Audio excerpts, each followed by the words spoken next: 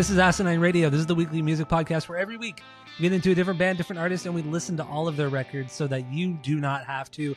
And this week we're doing Backstreet Boys. We're going to do all 9 of their records because their first 2 records are pretty much the same thing. So we're doing 9 records, and then we're going to give our biggest banger from each of them if we have it. While you're listening, go to Spotify, Apple Podcasts, give us 5 stars. Tell your friends. If you're watching on YouTube, smash that subscribe button. Once again, tell all your friends. Share the video. My name is Tyler, and way out there, hundreds of miles away, is Jeff. And that's it. That's all I have for the boring intro. So we're doing Backstreet Boys. We're starting Battle of the Boy Bands right now. We got 3 weeks of this, and it's gonna be something. It's gonna be something. So let's get into this, Jeff. Backstreet Boys, 9 records. What do you got for number 9? The worst Backstreet Boys record. Go. Actually, you asked me earlier, you said, would you say, I hope you watched all the videos or something like that? I meant from the first album. Yeah, not but all. Okay. The implication there was that I don't do my homework. That's correct. Yes. Did you do your 6 degrees? I did not do my 6 degrees. Gotcha. Forgot. So out of the 2 of us here, only one of us doesn't do their homework. Okay, so I guess we're going to be doing the 6 degrees of Tom DeLonge. We're bringing that back. So we have to. We haven't done it so long. It's been a very long time. So yeah, that's where we connect the band or artist of the week to our boy Tom DeLonge in 6 degrees or less. So what do you got? Go. And I chose the one who had like the least written about him on Wiki, and the one I think is, I guess, the weakest member in IMO. Yeah?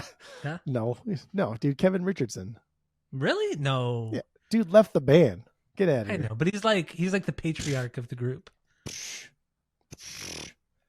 So anyway, Kevin Richardson, he was in the 2011 movie called Casserole Club with this person named Daniela Saya. All right. Daniela Saya was in a band called Thorns of Life. Oh, Thorns of Life with a drummer named Aaron Cometbus. Never heard of him. Aaron Cometbus played drums for Pinhead Gunpowder with Billy Joel. Oh, okay. All right. I see where you're going. Mm-hmm. And then Billy Joel. Billy Joel Armstrong. Billy Joel Armstrong. Don't go changing. To Blink? How? Yeah, to Blink, to Tom. They were good friends when they were on tour together. So they were good friends when they were on tour. Okay. That's something. I don't know. Probably were. You could just go to Billy Joe played with Rancid for a little, or Operation Ivy or something for a little while. Tim Armstrong to Travis to Tom. There you go. I could literally just say that they were on tour together. Oh, and that was okay. it, so that's fine. Pop Disaster Tour. I was there. So actually, instead of just like backpacking on my homework, maybe just do your own homework next time. Well, not a big deal, though. You kind of half-assed your homework, but that's okay. We can. I thought this was going to be hard too, because he has done like the least amount of any of the Backstreet Boys. And I was like, oh, I'll tackle this solo one. records, huh? But then as soon as I got to that one movie and I clicked on one person, I was like, oh, like this guy, which I don't know his name, but it said like parentheses, oh, Pinhead Gunpowder. Oh, wow, that was really easy. Very cute. Well, something. All right, yeah. so let's get into this. 9 records. Like I said, their first 2 records, Backstreet Boys and Backstreet Boys Are Back. It's stupid. It's a reissue. The second one is a reissue of the first one with some extra songs. Incorrect. The third one is a reissue of the first 2. What? It's a combination of the 2. It's all confusing. Regardless, it's all stupid because I did my homework properly. God. I ranked Backstreet's Back and I ranked Backstreet Boys. Did you really? Oh, okay. Because I only back to back, so it doesn't fucking matter. I mean, I only listened to what was on Spotify, which was like the 1998 reissue or 1997 reissue. Yeah. So that's what we're ranking. Who gives a fuck? Okay. So what do you got for number 9? The worst Backstreet Boys record. Go. Here is the Backstreet Boys record that to me is unlistenable. And that's Unbreakable. Their 6th record, 2007. No. Absolute fucking trash. They lost 3 big parts of them. They lost Kevin. They lost their 2 biggest songwriters. This is like when you're shopping at Ralph's or Stater Brothers and you're in the boring section, like maybe like the breads. Breads are kind of boring. Yeah. And you hear like the worst adult contemporary music possible. That's better than what came out on Unbreakable. Like that, this shit is garbage. A little interesting fact though that I listened to, I heard Mm-hmm. some of the parts in here sounded kind of like Clarity era emo rock. Like I could hear kind of like these little tidbits of this early to late 2000s era emo rock. Like it was very, very, very minor, and it may just been coincidence, but dude, this record sucked. I mean, in all honesty, all of the records pretty much suck. No, they do. No. This record is a sub 1. This record is like a fucking 0. Okay, so when you're going to be hearing that a lot, I'm sure, in this episode. If you don't know, we have our world famous 3-point rating system where 3 is a perfect album, 2 is a good album you're going to continue to listen to, 1 is a bad album, but give it a shot, and 0 is the worst thing you've ever heard. So 0, sub 1, 0. Okay, that's fine. Honestly, this is for sure a sub 1. Like you don't have to listen to this because you get nothing from this. This isn't like a unique record. This is even the best record that they did without Kevin. So it's just, there's nothing about this that is interesting, that is fun, that is good, that is unique. This record sucks. I mean, really, most of the, I would say like every time you say that, 80%, you get another fucking, you get another beating. 80% of their music sucks. 80% of their music sucks. Hands down. Another whooping. It's true, and we like pop music, and we like some of the boy bands. We like their shit. So, apparently not. My number 9 is A Very Backstreet Christmas, their latest record from 2022. Yeah, from 2022. This is just stupid. It's their Christmas. I mean, I like Christmas songs, but I mean, if I'm going to listen to a Christmas album, I'm sure as hell not going to listen to the Backstreet Boys one. I'm just not. It's just silly boy talk. There's nothing here. I just don't care. I don't care. It's just shocking to me how this band or this group still plays such enormous shows, which I'm sure we'll talk more about. But yeah, it's crazy. Yeah, Very Backstreet Christmas. I just don't care. 2022. That's crazy. Their worst record. So what do you got for number 8? Buckle up. That's bud. crazy. You think it's their most probably safe and boring, yes, but their worst record? I think you may have mislabeled that one. That's all right though. Okay. I do sometimes too. Not tonight though. This Is Us. This Is Us. Their 7th record, right after Unbreakable. Who cares? Still, right? We don't have Kevin. We don't have him back yet. This is just the better of the two. This one's a little bit more heavy, like electronic, kind of like dancey. Also, what's weird about this one is while I was listening to it, I was kind of like, you know what? This is pretty damn good, actually. Like, the production matches like the tone of this band. These guys are older, and some of the stuff they're doing here is kind of like cheesy, but it's a little bit like more adult cheesy. There's a little bit of nuance to this production going on here.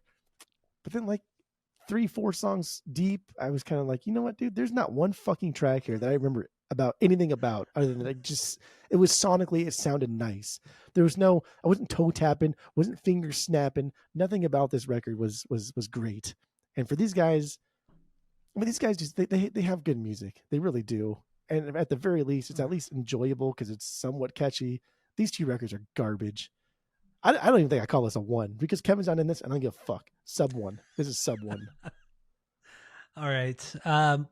Buckle up, man. I didn't think the rankings were going to be this wild. My number 8 is Black and Blue, their 3rd record from 2000. No banger. I don't care. This is coming off of the first 2 records or 3 records you have these major banger hits, crazy good pop songs, some of them. And then this one just falls so fucking flat. There's just this bootleg Boys to Men 90s R&B shit. That's like this whole record. I just don't care. It was just so, I mean, I had to skip a couple of these songs because it was just 4 minutes of just the same thing. Like, it was just not good. And the singles that were popular, I only remember them because they played them so much on MTV at the time. But they're really not that good. They're really, really not that good. They're just played a lot. So Black and Blue, my number 8. We're talking sub 1 here too. I'm sub 1 right now. Because you don't need to hear these. Like, there's no point in hearing this record. Okay, all right. So what do you got for number 7? In any war world zone. like this. Oh. Okay. Technically their 8th record. But I don't know. This is a slower version of This Is Us. It's a little more indie pop, kind of like in the Taylor Swift realm. Mm-hmm. But this is just a slower version of This Is Us. I didn't give a shit about this whatsoever. Sub 1. Sub 1. All right. I have the least notes written about this one because this one was like I just fucking listened to this. All right, my number 7 is Never Gone, their 4th record from 2005. No banger. Dude, you like the most garbage fucking Backstreet Boys records. You are wild. Who says I didn't say I liked them? Dude, you like the most mediocre, not even mediocre. They're garbage. You like garbage. You got to put these records somewhere. So you eat garbage. I eat garbage. You're a raccoon. So yeah, Never Gone. This is a big departure from them. They ditched their bubblegum pop and 90s R&B stuff. They were starting to the first time they ever used real instruments on a record, on the entire record actually. And it gave the entire band or group a different feel to the songwriting. Not to say it was good, it was just kind of refreshing after hearing so much of the same just shit, honestly. But yeah, the fact that it was very adult contemporary and pop rock was very fucking stupid as well. And some terrible lyrics, like really, really bad lyrics. In the song Weird World, it says, send a message to a GI in the desert. Said, thank you, man, for bringing another dawn. Back here, it's her and me, and we're having our first baby. He's out there taking them on. I mean, it's so good. It's so fucking cheesy and stupid. It's so it does dumb. not get better than that. I tell you that much. Oh my god, it's so annoying. It's awful. That's like the lowest of the hanging fruits that you could possibly go after. That's 100%. 100%. And yeah, this is the last with Kevin Richardson for a few years. So Never Gone. K-Fed. My number 7, K-Fed. All right. What do you got for number 6? Garbage, Black and Blue. Blacks and Blues. Well, at least you technically the 4th record, 2000. This was kind of a new thing for them. There's a song here that all 5 of the guys had songwriting credits on, and they only did it 2 times throughout their entire discography. It's crazy. As I went through it to double check. But there's a bunch of songs here that the guys helped write, right? So that's cool. They're showing kind of more craftsmanship and an eagerness to be better.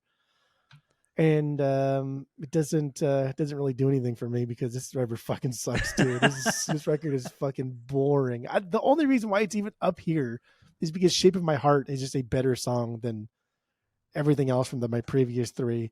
But even Shape of My Heart, that song, like when I heard it, I was like, oh, dude, I fucking forgot this song even existed. And then after it was over, it's like, damn, I don't remember how that song goes. Like it's already gone. Because a lot of their melodies are like the hooks are exactly the same. They're so similar. So similar. It's not just about like the melody. You need a strong melody for sure to carry a song, but like what really, melody like, was the wrong word. Bumps them up is just how wacky some of this shit was. Dude, some of the stuff on the album of the week, is like their fucking vibraphone things they got going on. Like, what the fuck are you guys doing? Who is doing this? But it makes sense because you have great songwriters behind them. Phenomenal songwriters. Oh, okay. Phenomenal songwriters. Did you also, going back to what was it? Never Gone, your favorite record. Did you see? Actually, I'll go up because I'm gonna get there next. Go ahead. All right. Yeah, my number 6 is Unbreakable, 5th record from 2007. Unreal that it's this high. No banger. No banger. This is the first without Kevin in the group. I felt like this is a little bit more of experimental in overall style, which isn't saying a lot. It really, really isn't saying a lot. This is the first time they didn't work with Max Martin and a few of those Swedish guys. They pretty much songwriters. They threw out a lot of that stuff from that era, but then there's some moments on this record with like the pop country stuff, ballad, like pop country ballad shit, like the worst of the worst country, modern country. And dude, there's nothing good about this. There's nothing good about most of their records, honestly. There really isn't. But we're getting there. This one has a song co-written by with JC Chasez from NSYNC. JC Chasez. He sang some vocals on it too. There were no lead vocals from what I remembered, but yeah, he co-wrote it for whatever that's worth. Who cares? Also weird. It's so weird to me that this group have been together since 1993, I think, and 10 records later, or 9 records, however many records later, they've never written a whole record by themselves. They literally rely on everybody else. They've only written 2 songs together, but both of those songs still had other people helping them. Yes, exactly. It's just that's crazy. Not even one record where they wrote the whole thing by themselves. Even their solo records too. Like if you just look at the credits to them, I mean, they did help write almost all of the songs, but a lot of the songs they had no part of. It's just, what's the point? I just don't get it. What's the point? I guess the point is you make a shit ton of money. Yeah, you make a shit ton of money. Performers. And that's another thing too. Have you seen how many shows they play every year? They're playing like wild. At least 150 shows every year. Insane. Consistently. Except for like COVID time, like that 2 years. It's they like did a tour of the world in like 100 days. They went to like 7 different cities in 100 days. It's absolutely insane. Absolutely insane. But that's cool. Good for them. I think it's really cool. Like their work ethic is absolutely insane. Never seen a band or artist with this kind of work ethic. And this consistently for decades, literally decades. So I don't know, whatever. What's your number 5?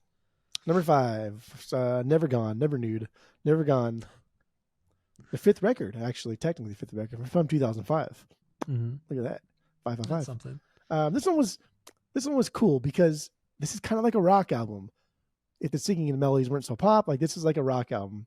They apparently only use live instruments, like you said. But did you look at the fucking songwriting credits or like the credits for the people? I have never in my life seen that many people listed for a record. I know. Even on pop records, I have never seen that many people listed. It was unreal. That record had a lot, but every record of theirs has way too many people. Not that many though. That was wild. That one impressed me. I was like, wow, you guys outdid yourself. That is crazy. That's like a small town. They had a small town helping them. Whatever. But it's nice. It's nice to see them come off Black and Blue with something totally different. And this one seems to be a favorite of a lot of people. Like just some of like the things I was reading online and some of the articles, people love this fucking record. And I get it because this is like a hard rock album for people who only listen to shitty pop. And that's what this is. So like if you only listen to shitty pop, this is the most aggressive rock album you've ever fucking heard. I like that. It's true though. It's absolutely true. I think I might. You have a banger? No banger. I almost would give this a 1, maybe. I'm not even. I give this a 1. I give this a 1 just because this is like the most different that they've ever done. This is the most unique thing. This is the most ambitious thing they've done because it really sounds like nothing else except for my favorite record. Okay. All right. So my number 5 is number 5.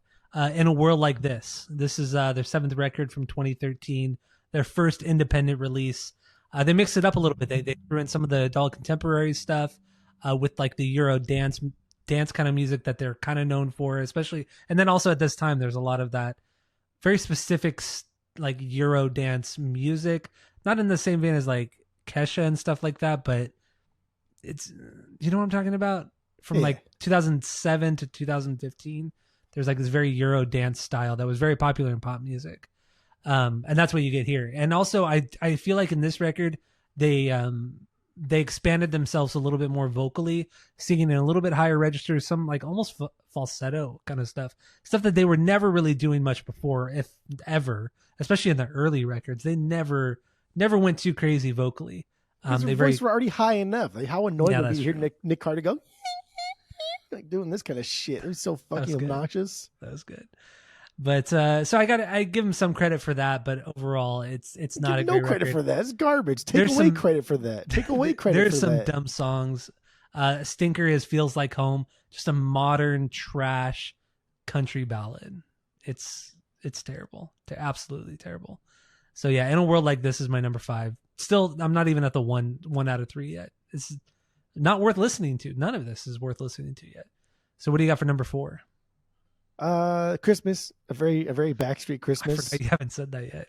Yeah, and don't get me wrong, I don't think this is like a good record. I don't like Christmas records. I don't like when people do fucking their own Christmas songs, and these guys didn't just do their own Christmas song. They had somebody else write them a Christmas song, and that's fucking annoying, dude. That bothers me more than anything. So the fact that it's here is just because it's a more enjoyable. Like if somebody held a gun to my head and was like, "Hey, choose one, Black and Blue or a Very Backstreet Christmas," like I'm gonna choose a Very Backstreet Christmas. I'm going to, because at least I can pretend I'm listening to like Bing Crosby do some of these songs or something. But this is stupid. This is dumb. But this is also the other album that had all 5 guys co-write a song. Oh, it 2 was times in their fucking career. That's so 2 crazy, times in their man. career. That is so crazy. I don't get it. I just don't understand it at all. I don't. But like at some point you start to care a little bit more about like your craft, and you want like, hey, like I see you always like doing this. Why don't you show me how to do that? But also, I mean, I guess these guys started when they were like 13, 15 years old. They were fucking children. Like, they don't know better. They just don't know better. It's like this Michael Jackson. 2022. I know, but like Michael Jackson, he just didn't know better. He never really wrote anything himself. You know? I mean, it does make sense though, because like, I don't know, like Blink, right? How long did it take them to start doing their own thing? It's like, come on, guys. You should be doing this a long time ago. They should not. They don't need to hire out. They don't need to hire out to do like things, on production-wise and mixing and things. They don't need to hire out. On they can California, do everything themselves. Yeah. I agree. They can do it all themselves. They could have been doing it since fucking Toy Pash. Yeah. Agreed. All right, so my number 4 is DNA, 8th record from 2019. They decided not to work with Max Martin once again. What? That's stupid. They decided This Is Us. You think This Is Us is better than DNA? Are you fucking high?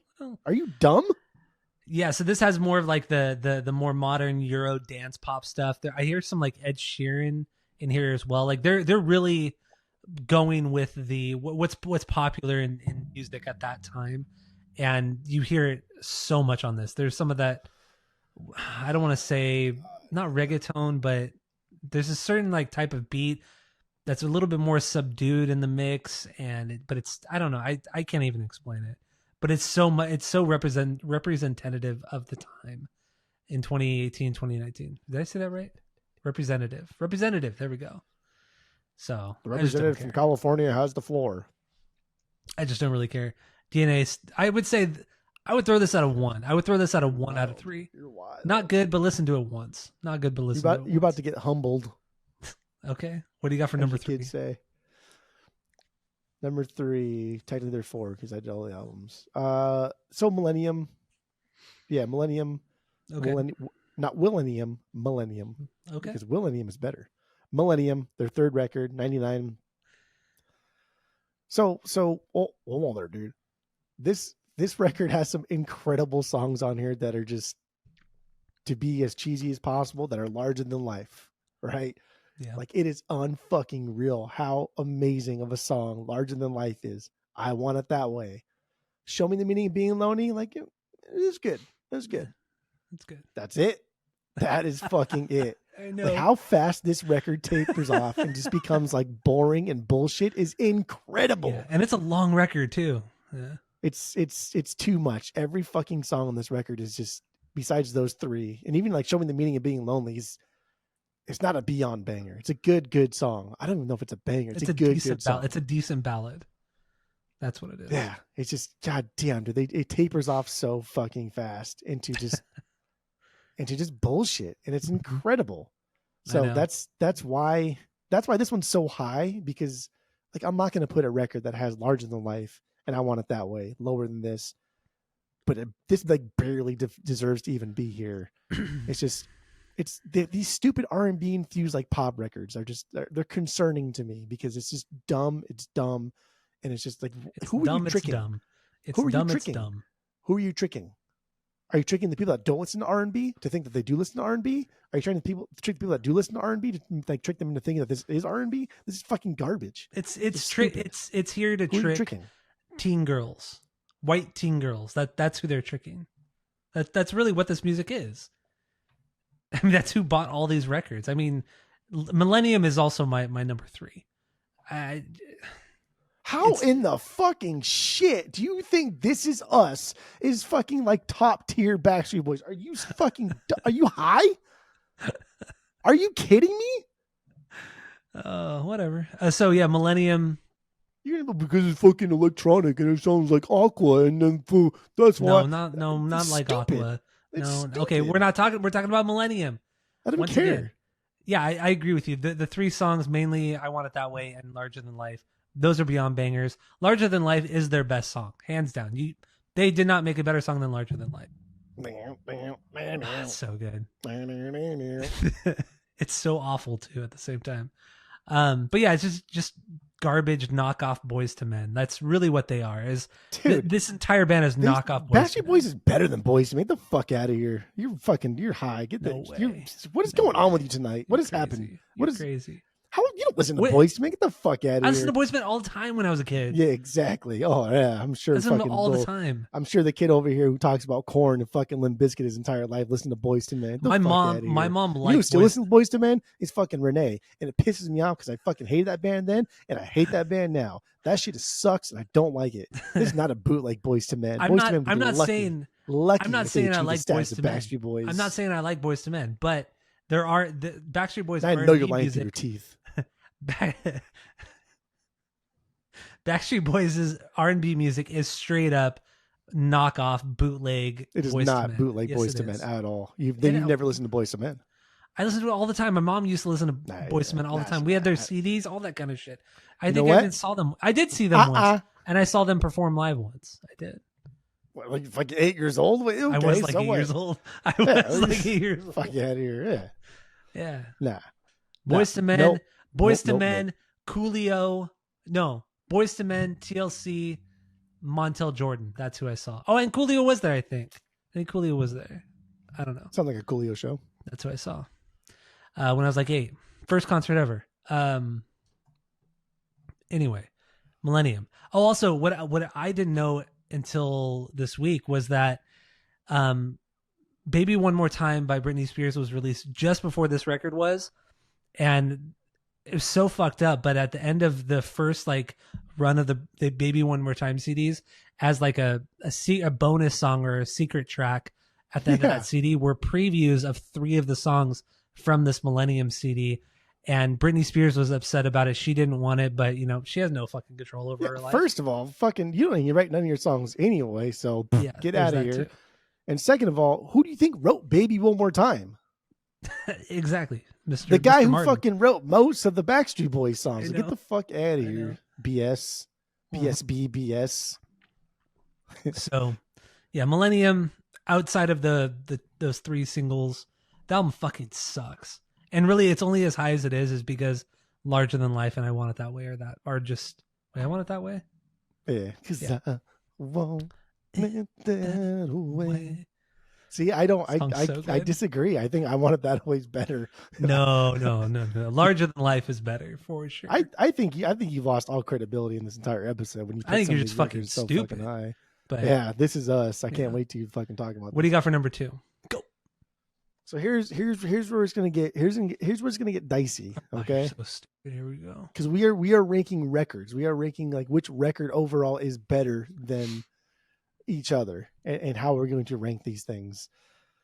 So it's tough because the record that we chose for the album of the week is a combination of the first 2. So it's kind of like a greatest hits. That's not fair. Okay. So given that if I take Backstreet's Back and then Backstreet Boys, their first 2 actual records, those are going to be my number 2. I don't think those are as good as my number 1 because much like Millennium, outside of the singles, dude, that shit sucks. Those songs are fucking garbage. But there are 5 singles, that are just fucking bangers. Yeah, but not per record. But we're not doing that. Record. We're doing the reissue. If you want to do the cheating way, then you let me know. Not if you the want to do the real way, it is the cheating way. The reissue is a combination of the first 2. It's I know what it is. Hits of the turf. You don't know what it is. I don't think you know what anything is anymore because all your things are just fucking stupid tonight. I don't think you know what it is. It's a compilation of the first 2. It's the songs that did the best in Europe, so they reissued it in America. So yes, it is a compilation of the first two. That is not fair. It's not the way records are written there, bub. But who cares? Because these guys don't write the fucking music anyway. Yeah. It doesn't matter. It does not matter. So I don't care. I'm gonna What do do you it. go for number It's 2? Fucking Backstreet Boys / Backstreet's Back is my number 2. The album of the Don't week, care. essentially. The album of the week. Well, we're doing a combination of the two, but yeah. Okay. All right. My number 2 is, you ready for this one? Dude, I can't wait to hear this.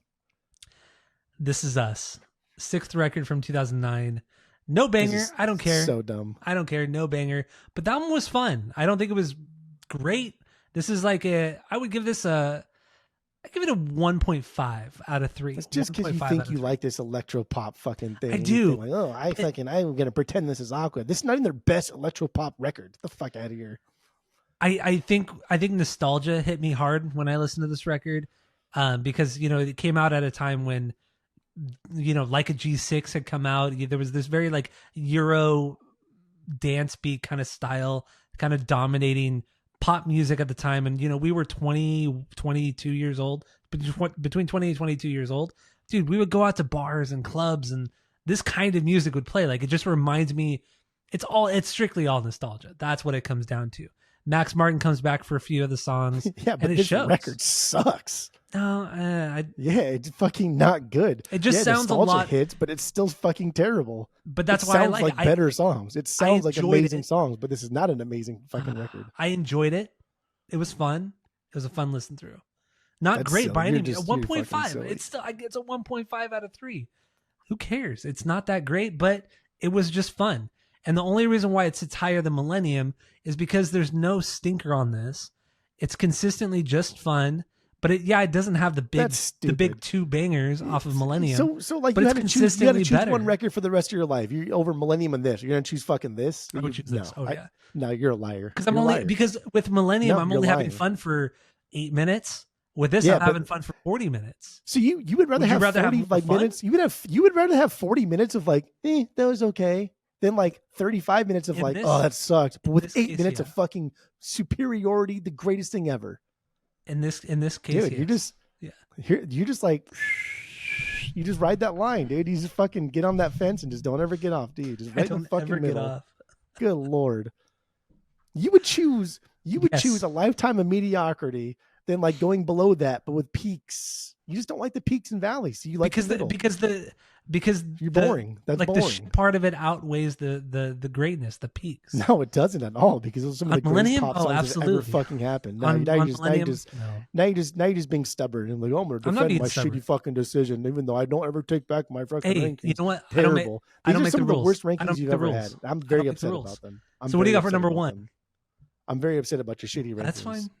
You're wrong. It's You're like always wrong. You took a shitty band that already had shitty music, and you gave shittier rankings. Like, how is that even possible? how did you accomplish that? It doesn't make any sense to me. Also, once again, none of these records are good or great. None of them are great. They have great songs. This one's good. You ready for this, kid? Here we go. What bullshit do you have right now? DNA. The only one I haven't talked about yet. I know. I can't believe it's so high. See, like, as you do your rankings, I follow along in my notes. I say, okay, I had this here. I can see why you said. I read my notes. I hear what you said. When I do my things, this is you the whole time. You're just like, boop, boop, boop, boop, boop, boop, just looking around, just waiting to fucking spew off some complete bullshit that you had. DNA, dude, this is classic, amazing pop. But it's a 2019 like club pop done by like the biggest pop band in the world, right? So these guys have already dominated, like the foundational pop stuff that Taylor Swift and everybody has made their career doing because of these guys that already did it. So what do they do now? They just do it better than them. It's like when Eminem drops an album, like a trap album, or when Eminem drops like a mumble rap album, and it's fucking better than everyone else that does it. That's what DNA is.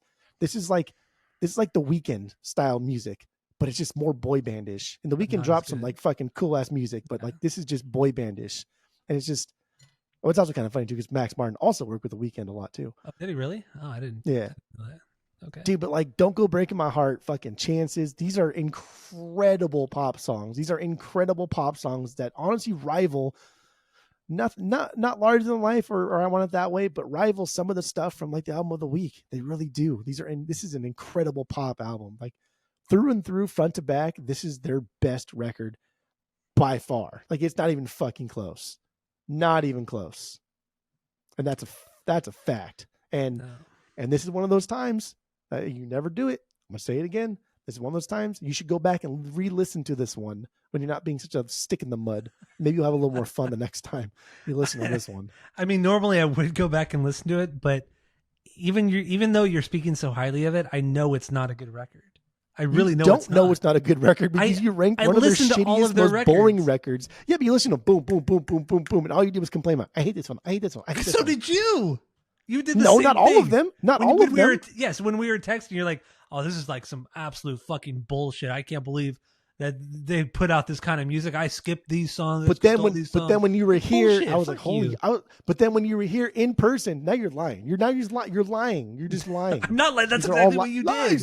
That's what you said. Lies. But then when you're out here, I got the receipts. I made a specific point. But then when you're out here, I made a specific point to tell you, but like, damn, dude, they do fucking phenomenal pop music in their later career. And like, oh yeah, they kind of do. And I was talking about DNA. Yeah, and I wasn't talking about DNA. Got him. I was talking about This Is Us. Dude, you don't know anything about this band at all. At all. Oh boy. Okay, so yeah, my number one is Backstreet Boys. Backstreet Boys are back. Whatever. The comp, essentially, greatest hits as you like to say. It's not essentially. It is a comp. It's a comp. What don't you understand about the word compilation? Yeah, it is. It really is. I know. I'm just being an idiot. I know it's a comp. I'm not dumb. I know you're an idiot. Oh. I actually just noticed that. Oh wait, never mind. What?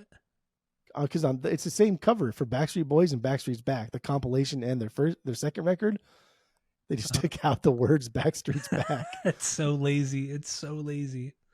Oh my God, it is. It's the exact same photo. Yeah, everything's exactly the same. They literally just took out the typeface of Backstreet's Back. That's funny. So yeah, stay tuned for the main episode. We're getting into their first two records. And we're going to try to have a good time doing it. So thanks for listening. Go to Spotify, Apple Podcasts, give us 5 stars, smash that subscribe button if you're watching on YouTube, tell your friends, and that's it. That's all. Convergence.